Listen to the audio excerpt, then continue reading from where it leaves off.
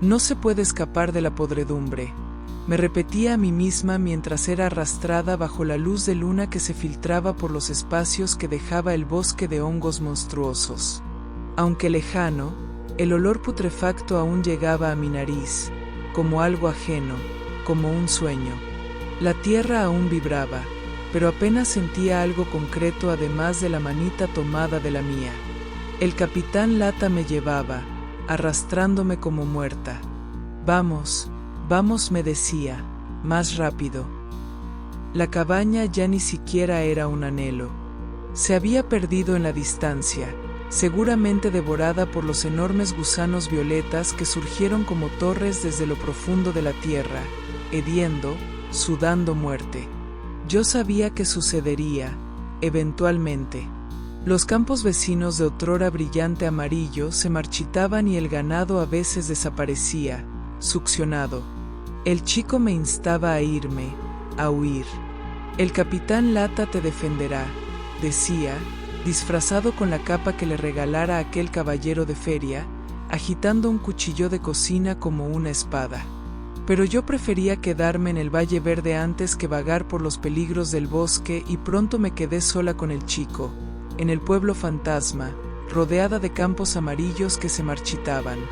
Los gusanos no llegarán, pensaba ilusamente.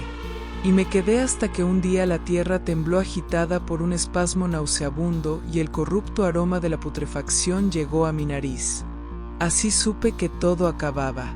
Quise sentarme a esperar mi destino, entre mis jardines de tulipanes carnívoros, entre las obras de las colinas rosadas en las que me perdía de niña, pero el capitán Lata me llevó de la mano, lejos, hacia el bosque de hongos monstruosos que se agitaban suavemente por algún viento imperceptible que se escondía en la noche, donde el temblor continuaba, como un rumor, como un vómito continuo, agitándose tras la oscuridad, enloqueciéndome.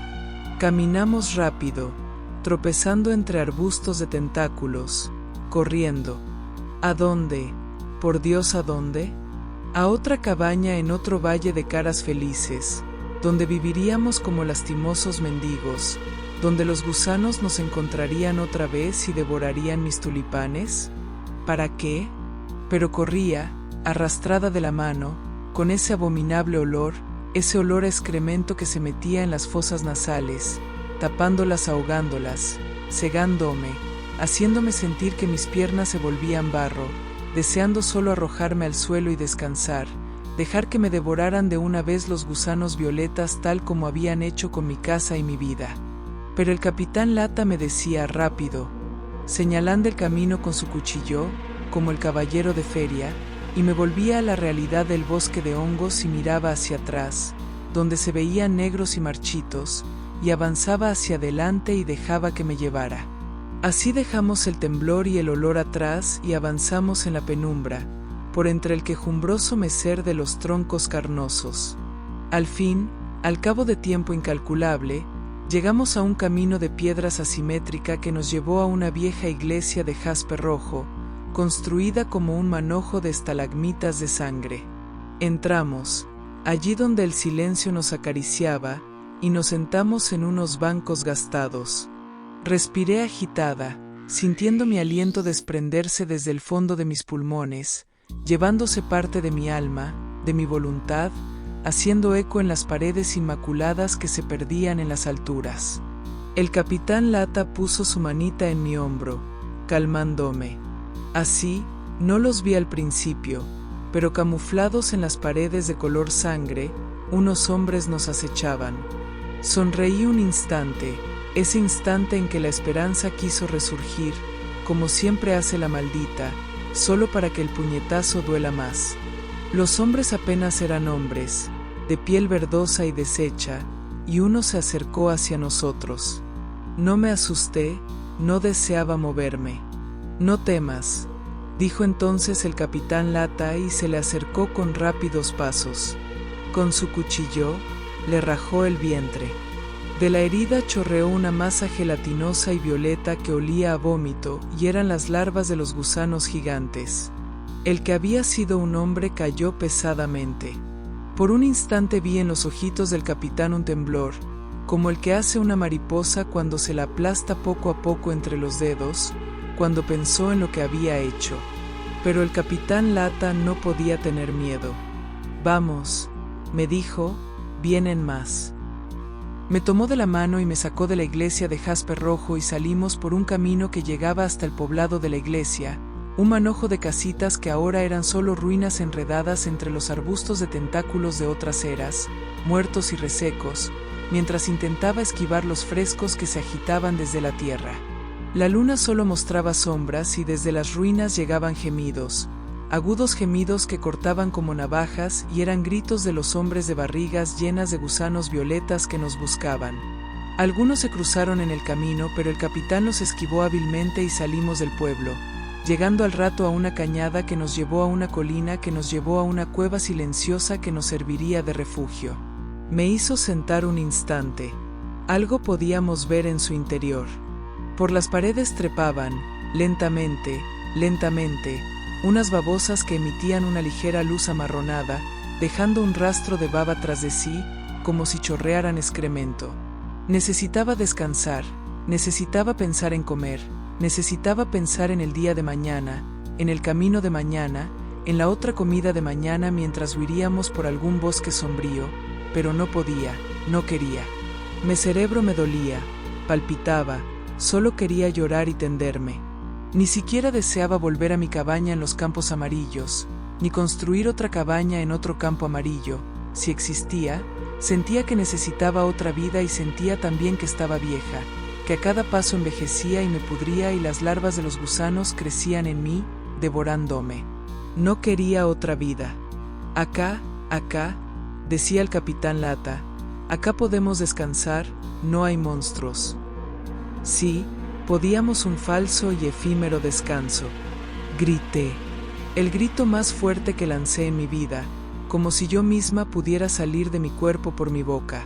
Pero no, estaba atada a mi carne putrefacta. No grites, dijo el chico, nos van a encontrar los monstruos. Los monstruos siempre nos encuentran, respondí, pero ni hacía falta que nos encontraran. Desde lo profundo de la cueva comenzaron a llegar sonidos, apagados pero persistentes. No podía ver qué era, pero era grande y se arrastraba y emitía una suave luz amarronada. Acá no es seguro, dijo.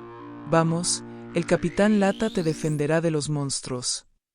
Volvimos al camino, con su manita arrastrándome, hacia dónde, no sé. Pasamos por un pequeño valle donde corría un río de limo rosa de donde bebían unas arañas que parecían crecer con cada sorbo.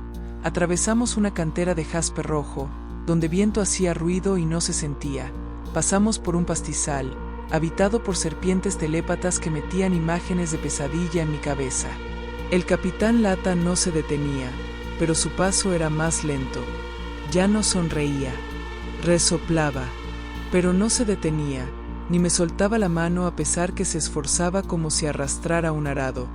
Yo apenas me molestaba en seguirle el paso. Seguimos caminando, sin pausa, bajo la luna, a través de un bosquecillo que olía a lejía donde los murciélagos cantaban una melodía tétrica y chillaban como si se burlaran de mi infortunio. Más tarde llegamos a una vieja granja de cebras. ¿Podríamos ir más despacio?, pregunté, quizá lo primero que dije en las últimas 2 horas. El capitán, ya con su carita demacrada, mostraba que sus piernas no podían más. Nos sentamos contra unos rollos de heno, viendo el horizonte cortado por las formas del granero y las paredes de lo que había sido una casita. El terreno de cultivo era un yermo de tierra blanquecina que olía a hongos y moho.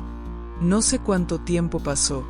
Solo sentía mis músculos agitarse bajo mi piel, como si quisieran salirse y dejarme. Una brisa recorría todo, fría, húmeda, pastosa. Mi estómago se revolvía, pidiendo alimento, pero lo único que había encontrado hasta entonces eran babosas, frutos amargos y animales salvajes que preferirían devorarnos a nosotros. Volví a pensar que la vida había acabado y no valía la pena. Así, distraídos, una cebra de ojos violetas, con las fauces reventadas de larvas, se acercó a unos pocos metros sin que nos diéramos cuenta. El capitán Lata se levantó otra vez y me tomó de la mano. Quiso levantarme, pero ya no tenía fuerzas. Vamos, dijo, ya sin convicción. Me miró, pero su mirada nada me decía. La cebra se acercó unos pasos, acachando la cabeza, evaluando el momento. El capitán Lata hizo un gesto como para quitarse la capa y repentinamente sentí un dolor más grande que la primera visión de mi cabaña abandonada a la voracidad de los gusanos violetas. Sentí mi cuerpo escurrirse como una pasa. Lo miré un instante fugaz y para mi alivio, desistió, siguió siendo el capitán Lata, dio media vuelta y se alejó corriendo, dejándome a la voracidad de la cebra. Creo que el último pensamiento que cruzó mi mente fue la esperanza que, al menos, yo no era algo que lamentaba haber perdido.